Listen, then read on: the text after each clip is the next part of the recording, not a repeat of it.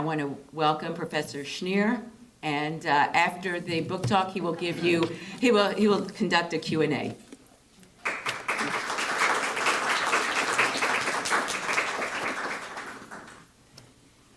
Well, thank you very much for that lovely introduction. And thank you, Bremen Center, for arranging this whole thing. I'm delighted to be here. So, let me just organize what's on the desk here. Okay. The Balfour Declaration, the subject of my book. I'm not sure how many of you are familiar with the history or the details. Let me explain a little bit of it. The Balfour Declaration was accepted by the British government on the 2nd of November, 1917, which is to say during the depths of World War I, when it was by no means clear that Britain would win it, or maybe Germany would win it. It was not clear. By the declaration, Britain promised to support the establishment of a national home for the Jewish people in Palestine. Now today, the Balfour Declaration is seen by some as the foundation stone of modern Israel and therefore as a document to be celebrated. Of course, others see it as the first step toward Arab dispossession and misery and therefore something to be deplored. Every historian who has examined the subject, and there have been many, has viewed it, the Declaration, as the inevitable byproduct of growing Anglo-Zionist intimacy during World War I in Great Britain. And all the other books about this subject have celebrated the remarkable campaign led by the Zionist leader in Britain, who was Chaim Weizmann, the Russian-born chemist now living in Great Britain. As I say, other books about this subject have celebrated the campaign that he did conduct in Britain to teach the principles of his movement, Zionism, to the British political elite. Now, I don't in any way discount Weizmann's remarkable campaign or his extraordinary qualities. He was one in a million, one in 10 million, perhaps. Nevertheless, my book emphasizes not the inevitability of Weizmann's triumph, but rather its contingency. The Balfour Declaration, as I came to realize, nearly didn't happen. Moreover, it wasn't written in stone. I found out that even after its publication, the British Prime Minister, David Lloyd George, was prepared to finesse it under certain circumstances, as I'll be explaining. So let's begin. Let's see if this works. Yes, good. 1914. Palestine in those days was a part of the Ottoman Empire, whose capital, of course, was in Constantinople. The Ottoman Empire included much of the Middle East, most of the Middle East, including what was then called Mesopotamia. Today we would call it Iraq, and Syria, which then was defined as including Lebanon and Palestine, the Arabian Peninsula, even Egypt. However, bringing us to Egypt tells us something important. Although Egypt was de jure under Ottoman control, it was de facto under British control.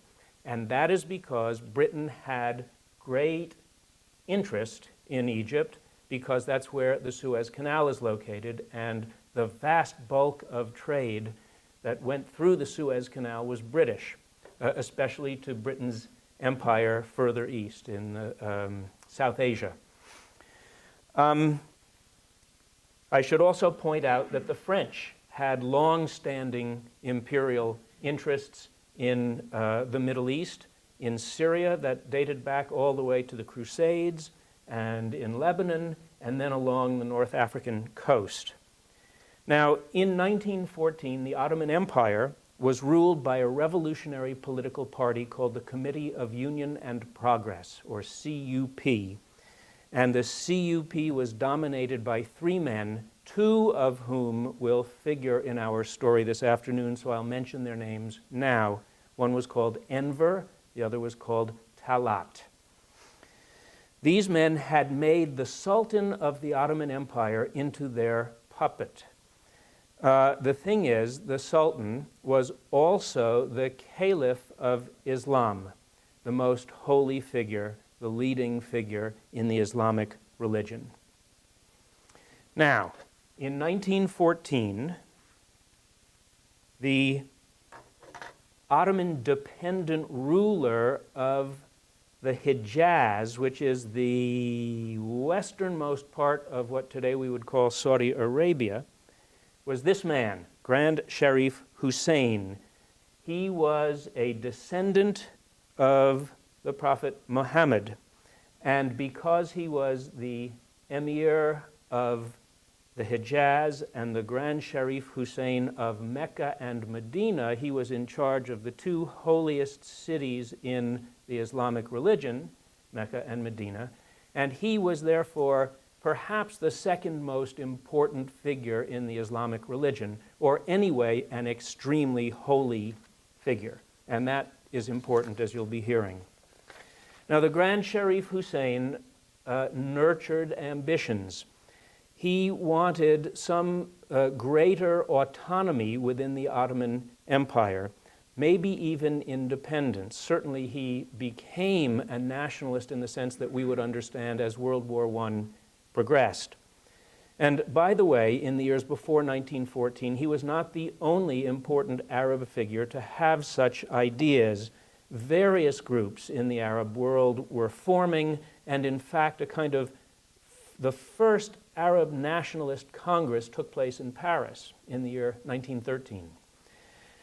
Now, in that same year, Abdullah sent his son, his second son, he had four, but he sent this son, Abdullah, to speak with the British in Cairo. Why? Because he was worried about the Turks. He was worried about the Ottomans. He thought they might try to depose him. He thought maybe he would rebel against them. And so he had Abdullah talk to Field Marshal Horatio Kitchener, who was the consul general, the British consul general in Cairo, and Kitchener's most important aide, Sir Ronald Storrs.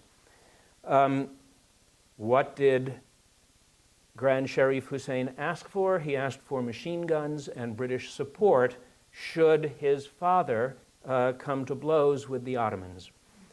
But the two men turned him down flat. They said, we have friendly relations with the Ottoman Empire, and we can't do this. Then, however, came the outbreak of World War I. Britain feared quite correctly that the Ottomans would side with Germany.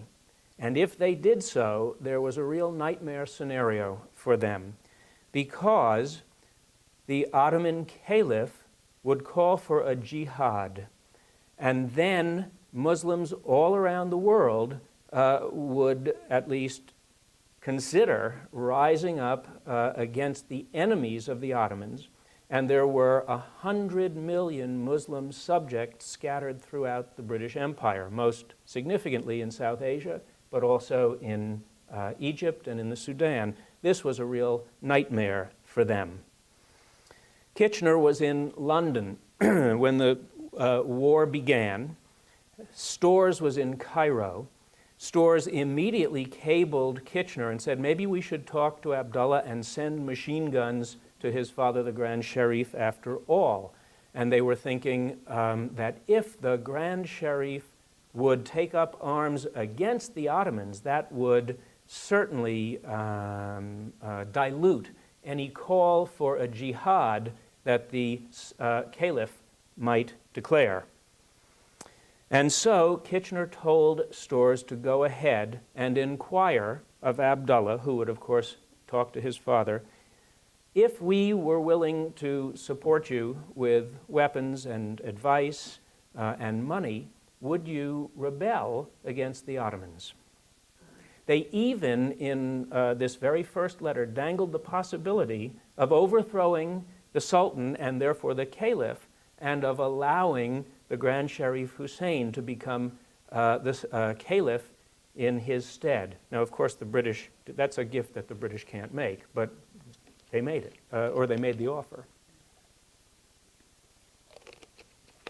So began a fateful correspondence carried out during 1915 and 1916. Now, Kitchener's temporary replacement in Cairo was this man, Sir Henry McMahon, and I chose this particular depiction of him because I think just possibly it suggests a man who was not overly scrupulous with words.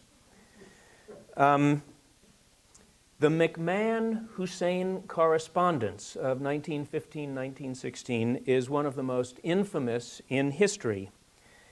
McMahon promised in his letters to Hussein that Britain would support, assuming that Hussein rebelled against the Ottomans, and that Britain and Hussein prevailed in the struggle, that Britain then would support creation of an independent Arab kingdom of which Hussein would be the leader.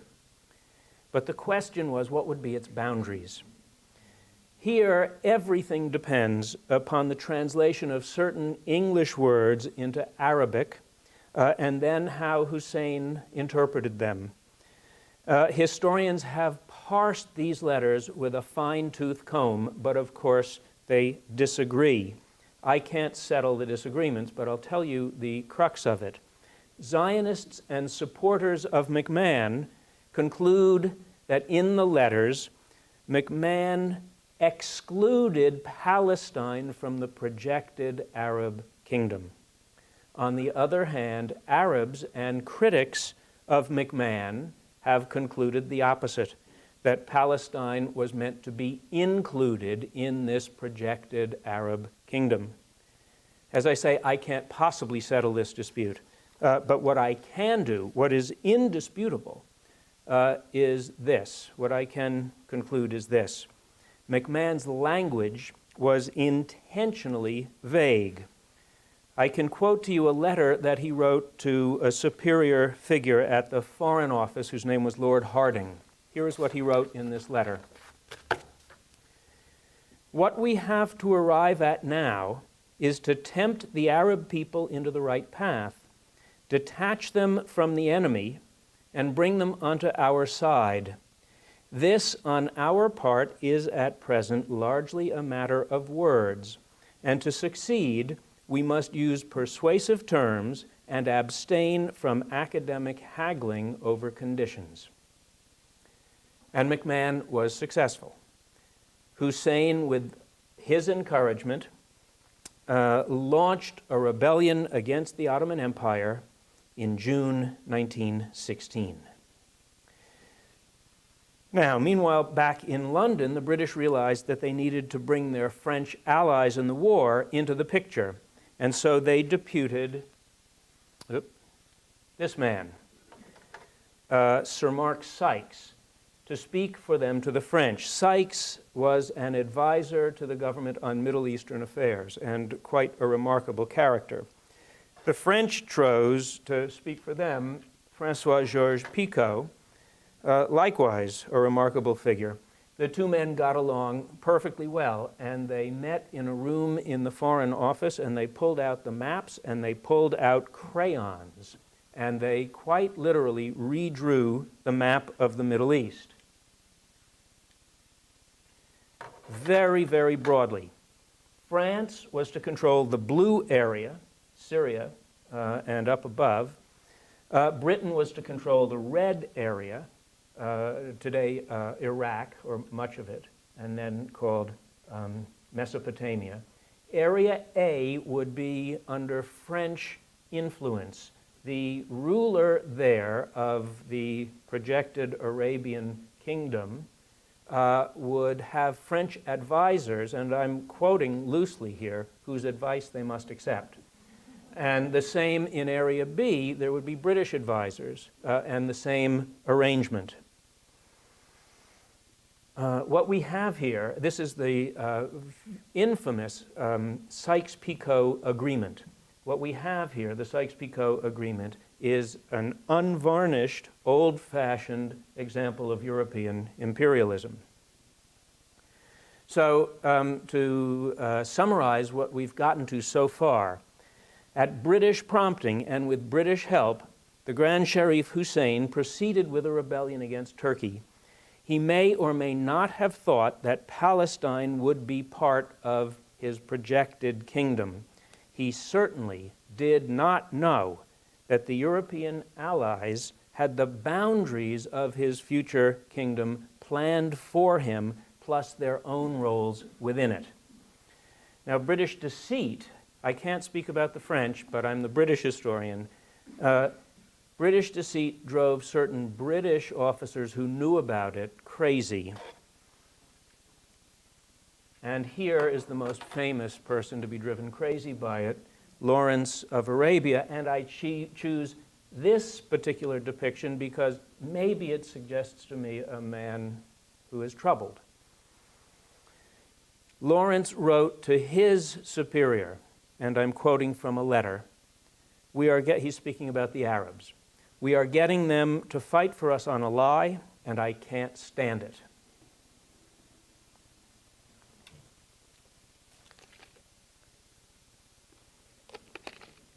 Now, back in London, of course, there was another group that took profound interest in Palestine. I'm referring to Zionists. Zionists say that Palestine, the homeland of Jews in ancient times, should be the homeland of the Jews now. I'm speaking in 1914 or 1900. It was part of the Ottoman Empire before World War I. The problem was the Ottomans absolutely would not give it back. In 1897, an Austrian journalist named Theodor Herzl founded the World Zionist Federation. The aim of this federation was to persuade, they had given up, they tried to persuade the Turks to allow, say, unrestricted Jewish immigration into Palestine. That didn't work. So instead, their aim was to persuade one of the great powers to exert pressure on Turkey on their behalf. But it was unsuccessful. The strategy wasn't working. By 1914, Zionism had spread. There was a world organization with headquarters in Berlin, but they were no nearer their goal than they had been in 1897. In Great Britain, Zionism was relatively weak. There was a British population in 1914 of 41, 42 million. The Jewish population of Great Britain was 300,000, of whom 8,000 belonged to several competing Zionist organizations. The fact is that before 1914, most British Jews thought that Zionism was a beautiful but an impractical dream. And they didn't have a lot of time for the visionaries who were advocating it, not because they were unfriendly. I don't think that. That there was much latent support for Zionism would become apparent later. But so long as it remained outside the realm of practical politics, they were too busy earning a living to join Zionist organizations. And then there were some British Jews who objected very strongly to Zionism. And they were, by and large, the spokesmen of the British Jewish community. They belonged to an exclusive group called the Cousinhood of intermarried and extremely wealthy figures.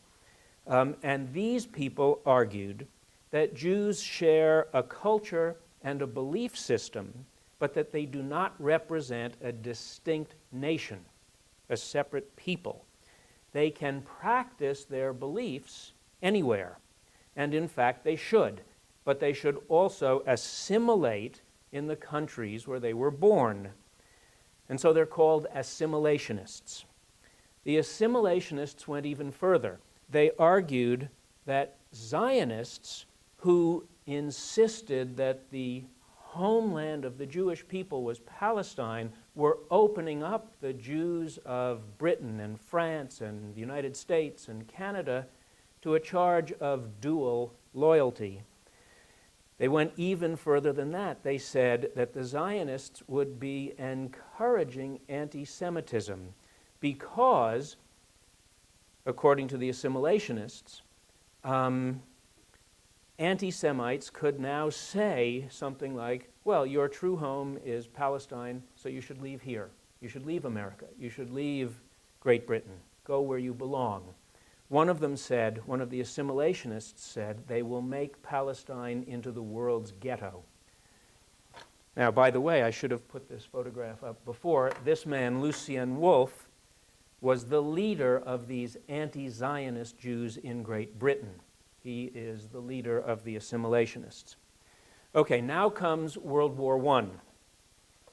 Of course, like every other people, Jewish people, Zionists in Britain were appalled. It was a world calamity. But then they realized that it might also present them with an opportunity. Should Britain win the war, that would mean the defeat of the Ottoman Empire. That would mean that the Turks could be expelled from Palestine. That would mean that the British could establish a protectorate there and then open it up to massive Jewish immigration. I think many people came to understand this fairly quickly. But the British-based Zionist who understood this best, who best seized the opportunity that it represented, was, of course, Chaim Weizmann. Weizmann had been born in Russia. He had left Russia to continue his education because, of course, education for Jews in Russia had insuperable obstacles. And so he received his PhD in chemistry in Switzerland. I think he also studied in Germany, actually, but then Switzerland. And he took, finally, a job at the University of Manchester in England. He was fairly well known in the world Zionist movement in the years before 1914. He was not one of the leaders of British Zionism in the years before World War I. There were 3 or 4 people more prominent than he. But with the war, he very quickly ascended and became, without any question, the leading British-based Zionist. Why? Well, first of all, it turned out that he was a diplomat of genius and could charm the British governing elite. He embarked upon what I call a charm offensive, and it was remarkably successful. He was a genius at teaching the British governing elite the principles of Zionism. He also managed to persuade them, quite against the facts, that all British Jews who counted were Zionists. But there's something more important about him. He was one of a very few who were able to practice a kind of political jujitsu and turn anti-Semitic prejudice to his own advantage and to the advantage of his movement. So, many in the British governing elite had grown up with, shall we say, stereotypical views about Jews. They represented a vast subterranean influence in the world. Yes, Weizmann said to them, we do, right? They thought Jews controlled finance, world finance, which would be very important in the war effort, and especially American finance. Yes, Weizmann said, you're right. They thought Jews were also behind the movement to pull Russia out of the war, but that that they were going to pull Russia out of the war. Weizmann said, yes, if you don't watch out, we'll do that. And so at his very subtle prompting, the British, many, not all, but many in the British governing elite put 2 and 2 together and, to put it baldly, came up with 5. To win the war, they must have Jewish support. To gain Jewish support, they must promise them something all Jews want. Well, Weizmann had taught them all Jews are Zionists. What do all Zionists want? Palestine. So, the Balfour Declaration. This was Weizmann's extraordinary achievement based upon monumental bluff, because, of course, we all know the Jews are not some powerful subterranean influence, least of all were they not in 1914. And moreover, it's very clear that not all Jews were Zionists.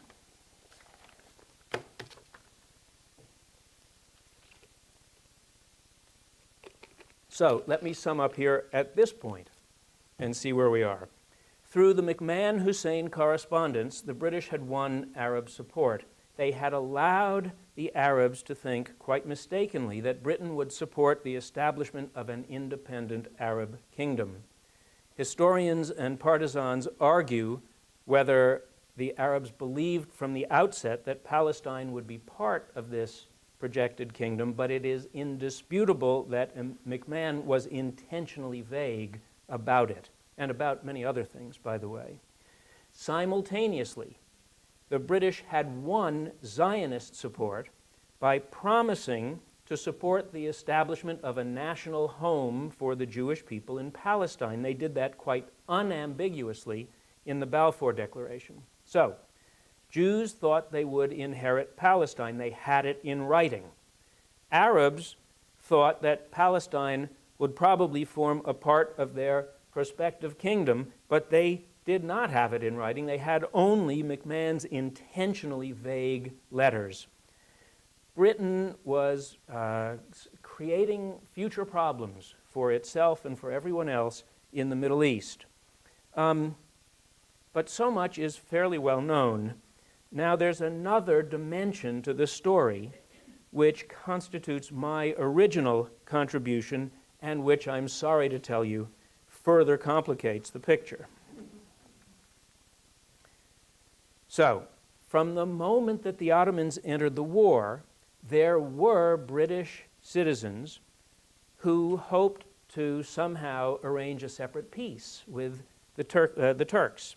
Please understand here, Zionists believed that Turkish control over Palestine was their greatest obstacle. They wanted a total victory over Turkey, the institution of a British protectorate there, and then free immigration for Jews. So most British Zionists, I'm talking only about the British here, but most British Zionists were unalterably opposed to a separate peace with Turkey. Simultaneously, of course, the Arabs were engaged in a war of independence against the Turks and would have been extremely upset to learn that the British were negotiating with their enemies about a separate peace. So, who in Britain favored this separate peace with Turkey? First of all, a tiny, politically insignificant group, but one that interests me. They lacked, as I say, political influence and numbers, British Muslims. These people thought that it was a great tragedy that Great Britain, which governed an empire containing 100 million Muslim subjects in India, Egypt, and Sudan, should be at war with the Ottoman Empire, the greatest Muslim empire in the world. And so they just thought that there should be peace between these two Muslim empires. Secondly, and more politically significant, a group I would call British Turkophiles. These people believed that their country should return to its traditional policy, which was maintaining the Ottoman Empire in order to keep Russia from ever coming from the Black Sea and taking over Constantinople and then gaining free access to the Mediterranean. So they were very much opposed to the wartime alliance with Russia. They thought there should be an alliance with Turkey.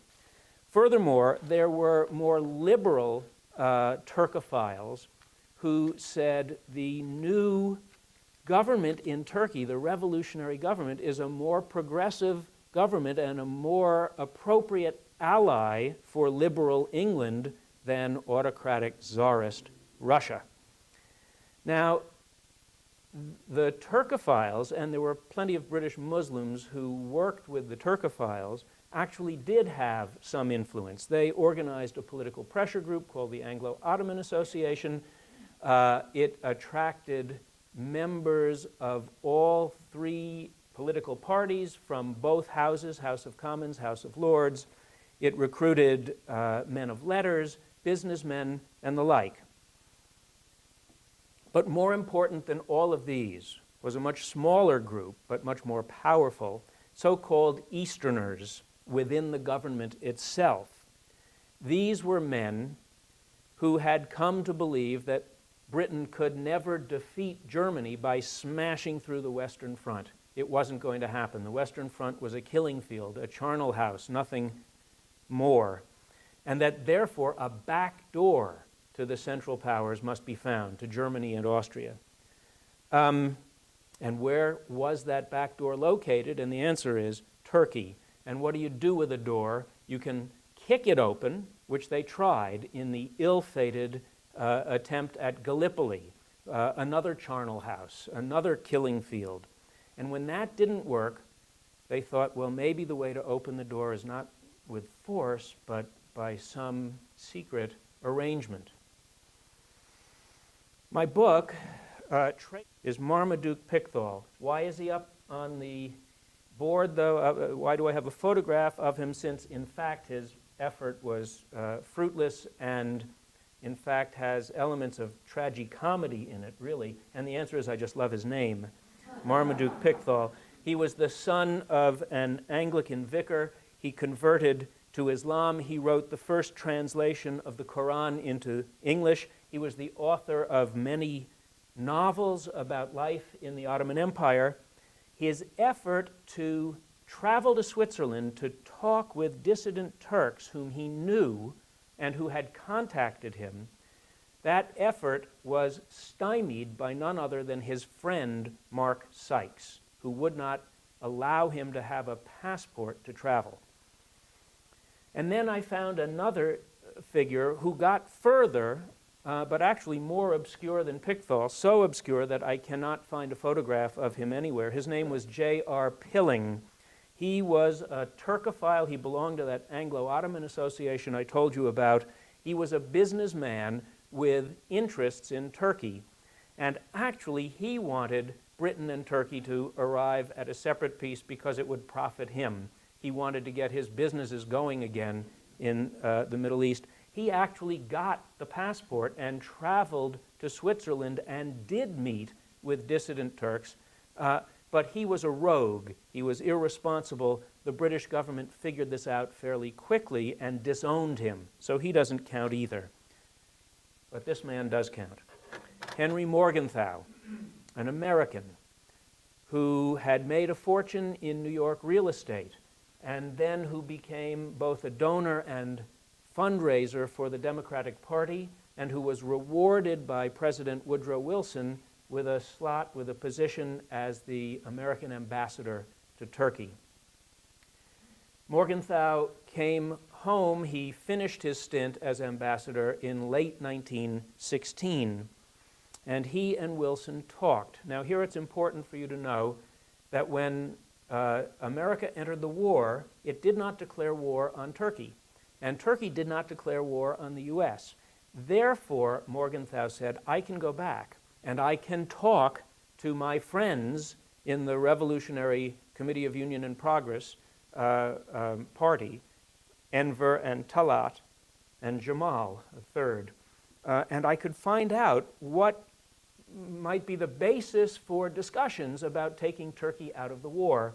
And eventually, Wilson agreed. Morgenthau should go.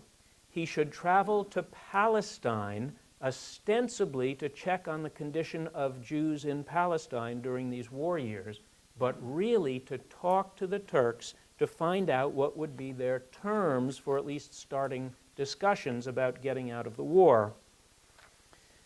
The British government learned about this through their ambassador. They were informed by the State Department here. And at first they were in favor of Morgenthau's mission. But there was a problem. There was a problem. Morgenthau couldn't keep a secret. And it was essential from the British point of view that this mission be secret. because if word got out, then obviously it could offend the Jews, the Zionists, it could offend the Arabs. Even worse than that, maybe,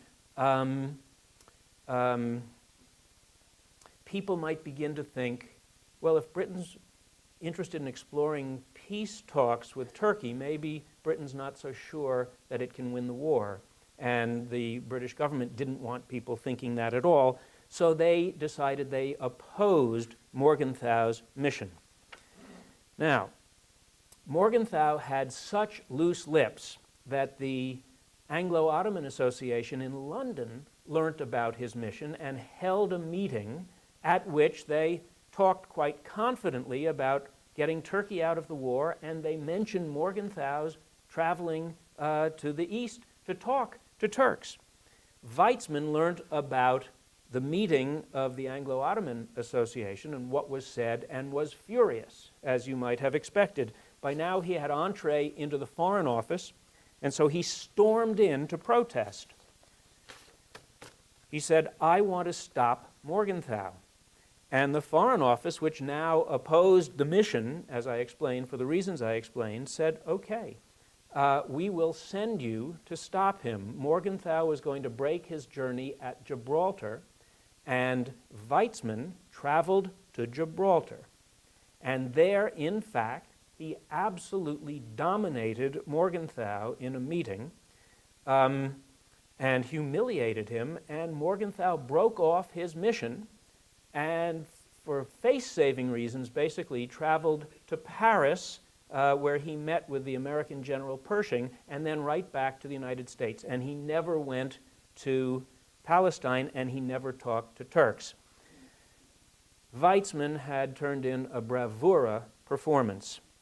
He went back to the Foreign Office. He received the congratulations there of officials there, who immediately sent him to Paris to speak with Balfour and Lloyd George, Prime Minister and Foreign Secretary, who were at a meeting of a war meeting.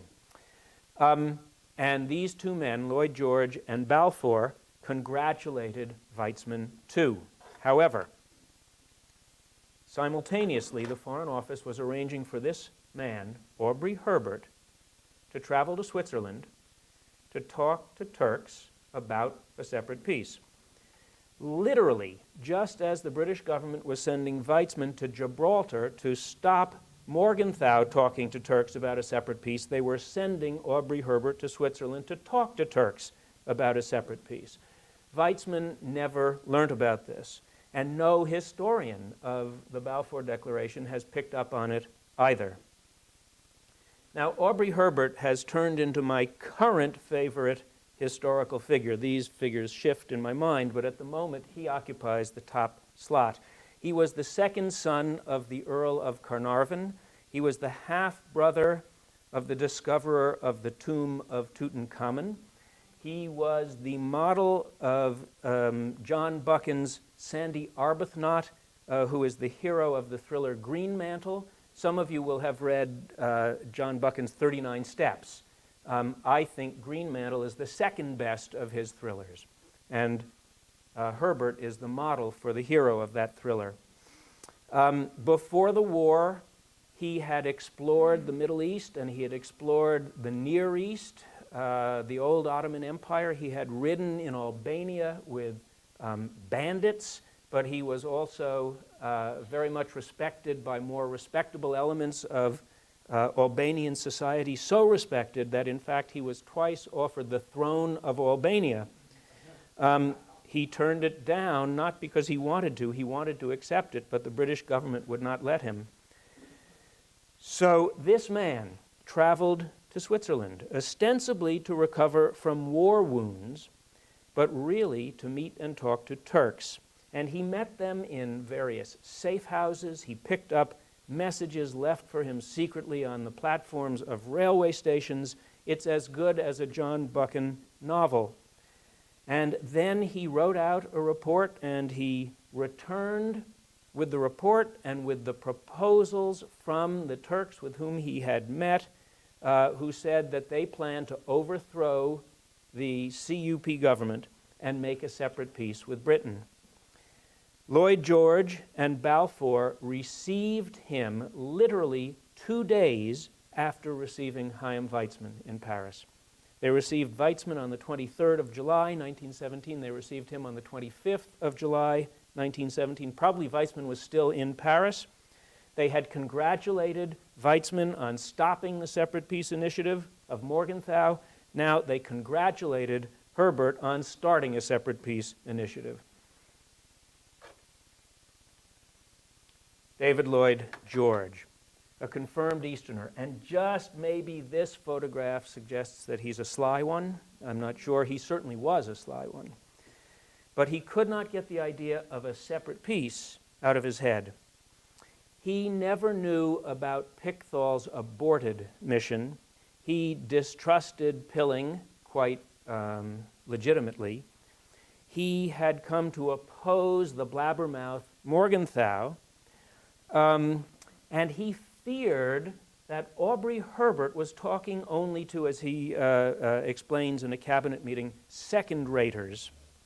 Therefore, he chose another person to pursue the possibility of talks with Turkey, someone completely different from all the others, this man, Basil Zaharoff, the most infamous arms dealer of the period. Some of you may remember Basil Zaharoff from a British television series called Riley, Ace of Spies. He is the villain. He is also the stock villain arms merchant figure in the Tintin comic books. I should tell you, his first paying job as a child, he was a tout for a Constantinople brothel. He moved on from that to an arrangement with the Constantinople fire department, starting fires for a fee, and then sharing in the salvage. But he had gone on, he was a thief, he was a bigamist, he was a liar. He grew, in other words, a perfectly good partner for Lloyd George. He had grown fabulously wealthy as an arms dealer. Now, earlier in the war, Zaharoff had been contacted by Abdul Karim, who was the former Turkish minister to Greece and Austria. And Zaharoff remembers him quite fondly as he writes at the time in a letter to a friend of his, I bribed him often in the pre-war days. Just one sec here. To cut short a long, complicated, but quite fascinating story, for full details of which please do read the book, Abdul Karim told Zaharoff that he represented Enver Pasha, one of the three leaders of the Ottoman Empire, and that Enver was interested in exploring a separate peace with Great Britain.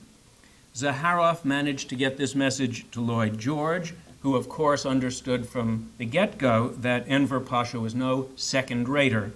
And so he empowered Zaharoff to meet Abdul Karim in Switzerland to find out what Turkey's terms for a separate peace might be. Now here, please notice, the Foreign Office and the War Office knew about Pilling's effort. The Foreign Office and the Cabinet knew about Aubrey Herbert's effort. And of course, they had known about Morgenthau's effort, but only Lloyd George and the Chancellor of the Exchequer, the conservative leader, Andrew Bonar Law, knew about Zaharoff. And you may well ask, why did Andrew Bonar Law have to know? And the answer is that because he was Chancellor and therefore would be responsible for arranging the multi-million-dollar bribes which would be necessary to pull Turkey out of the war. $500,000 for Abdul Karim just for acting as a go-between, and then what amounted to $11.5 million more for the arch-conspirators who would be needing money to bribe people in Turkey, and then would need money when they all fled Turkey and moved to New York City to begin new lives. But please notice, Balfour, Arthur Balfour, Lloyd George's foreign secretary, the head of the Foreign Office, did not know about Zaharof's mission. So let me here try to unpeel the layers of intrigue we have going. Number one, Zionists would have been outraged, British Zionists would have been outraged to learn about all the missions I've been describing to you, since a separate peace would have allowed Turkey to maintain control of Palestine. Now, they knew only about Morgenthau, and Morgenthau they had defeated, but only because the British were also against Morgenthau. That's number one. Two, the Arabs, who were expecting the establishment of an independent kingdom of their own, would also have been outraged, since the Ottomans would have kept their territory if they had concluded a separate peace with Great Britain. But of course, the British government never told them. Then, of course, Aubrey Herbert would have been quite astonished to learn about Zaharof's mission, because he thought he was representing the British government in its separate peace discussions. But Lloyd George, to whom he reported, never told him. And then, as I say, quite astonishingly, Lloyd George never told Balfour about Zaharof's mission either, and this just as Balfour was about to put his name to the famous declaration promising British support for a national home for the Jews in Palestine. In other words, the Prime Minister, David Lloyd George, was prepared to double-cross the Zionists, the Arabs, some of his emissaries, and his own foreign secretary in order to explore the possibility of a separate peace with Turkey. Now, I'm not a Turkish historian, but from the archives on the British side, I can discern an even darker picture of intrigue and betrayal on that side. Aside from Enver, the other great Turkish leader during this period was Talat. Now, at one point, Zaharof asked Abdul Karim why Talat was not part of the scheme, why he was only dealing with Enver. And Abdul Karim replied with regard to Talat that this man was proving a little difficult, but he would come round, and if he didn't, and I quote, "I myself will give him his coffee." This meant, of course, that he would poison him. But what he didn't know, and what I only eventually discovered, was that Talat had been behind the overtures to Pickthall, Pilling, and Herbert. Now, Zaharof met Abdul Karim several times in Switzerland during the summer and fall of 1917, but the climax came on the 27th of January 1918. Enver snuck into Switzerland.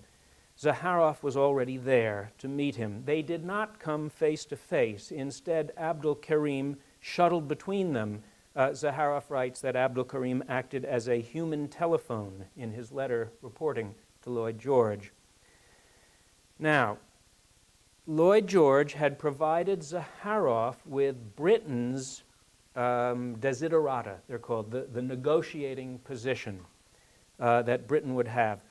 The crux from our point of view for this talk today is the following, and I'm quoting from the instructions Lloyd George had delivered to Zaharof. Quote, "Palestine will not be annexed or incorporated in the British Empire." Please note, this is nearly 3 months after publication of the Balfour Declaration. Had Enver accepted the various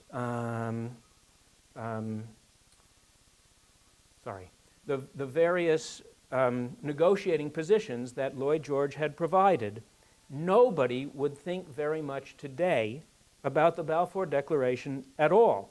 It would have been sidelined by history. It would be merely another of the many beautiful promises made during the war by politicians of all countries and of all parties to persuade men to go on fighting and dying. It would count as much as those other beautiful promises did. You'll remember some of them: no annexations and no indemnities, or open covenants openly arrived at, or, I think most sad of all, war to end all wars. But Enver did not accept. Why? Think of the timing. January 1918, Russia has just been defeated is just about to surrender at Brest-Litovsk, and I think that Enver probably thought that Germany and Turkey could win the war after all. In fact, the main reason why Britain and Turkey never concluded a separate peace is that when one party really wanted one, or at least was very interested in one, that was because it was doing not so well in the war, but conversely, it meant the other side was doing pretty well and therefore was less interested in a separate peace. Whenever Britain was willing to zig, you might say, Turkey was about to zag. In fact, what I argue in the book and what I think I demonstrate is that the Balfour Declaration was the highly contingent result of a tortuous process that might have turned out very differently. That process was characterized as much by deceit and by betrayal as by adherence to principle and liberal values. And today we've touched only the tip of the iceberg so far as deceit and betrayal go. Some of you will know the Greek myth. Cadmus slew the dragon. Athena told him to plant the dragon's teeth. From the ground rose up soldiers. I think that during World War I, Britain sowed dragon's teeth in the Middle East. Their fruit was resentment, suspicion, recrimination, hatred. Eventually, new soldiers rose up from the ground, and as we all know, they are rising still. Thank you very much.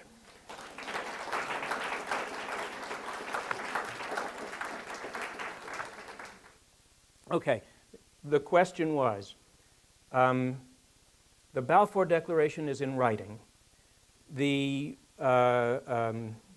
arrangement with Hussein was not in writing.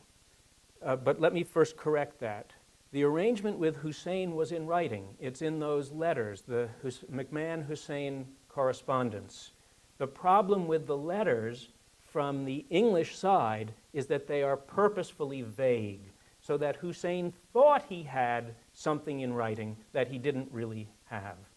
Okay, but then the question was, did Hussein learn about the Balfour Declaration? Is that correct? Yes. Yes, he did, of course, because the Balfour Declaration, it was issued by the cabinet on the 2nd of November. It was released to the press on the 9th of November. There were big celebrations in London by the Zionists, by Jews. And of course, Hussein learned about it. The question is, what did he think about it, and what did his sons think about it? And that's complicated. That's a very hard one to answer. Sure, that one I can answer. Weizmann was a brilliant chemist, and he made a very important contribution to the British war effort with precisely acetone is, I'm not a chemist, but I've read enough to know that it's crucial for the production of high explosives. And the problem was the British were running out of acetone. He figured out how to make it in a different way. I think he derived it, yes, from chestnuts instead of from something else. So it was very important. Then there is a story, but it's an apocryphal story. The story is that Lloyd George went to Weizmann and said, "What can I give you in return?" And Weizmann said, "I want nothing for myself, but I want Palestine for my people." It's a beautiful story, and Lloyd George even tells it in his memoirs. But there is simply not one reference to that in any of the archival material.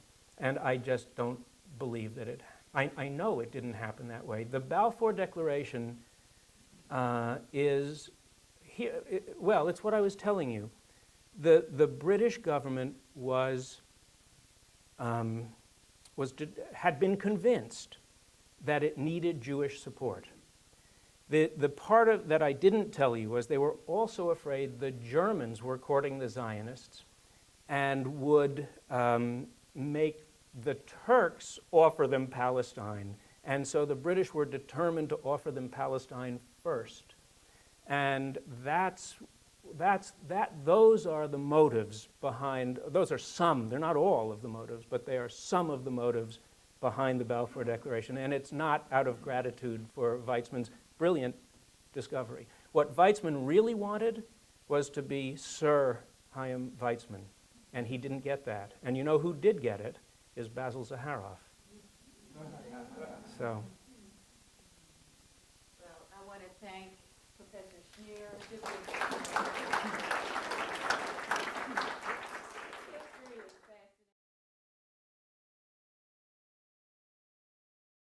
Joel chapter 3, verse 2.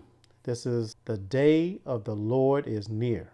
I, the Lord, will also gather all nations, Gentiles and heathens, and will bring them down into the valley of Jehoshaphat, and will plead with, that is, judge them there for my people and for my heritage, Yisrael, Yasha whom they have scattered among the nations, the Gentiles and the heathen, and parted my land.